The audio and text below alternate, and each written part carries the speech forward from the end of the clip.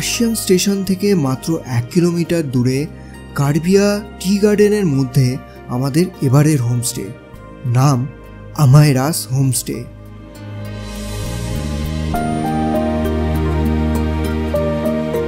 হোমস্টের ভেতরে ঢুকেই মনে হলো যেন নিজের বাড়িতেই চলে এসেছি।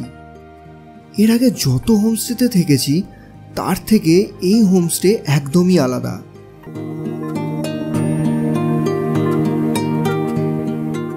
কার্শিয়াং শহরের কিছু অংশ আর আকাশ পরিষ্কার থাকলে কাঞ্চনজঙ্ঘার ভিউ দেখা যায় এই রুম থেকে।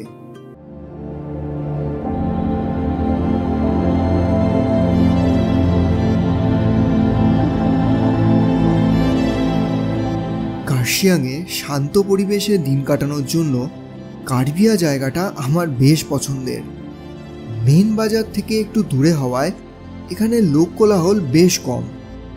আর এখানে এই আমাইরাস হোমস্টে 1-2 দিন কাটানোর জন্য একটি বেস্ট অপশন।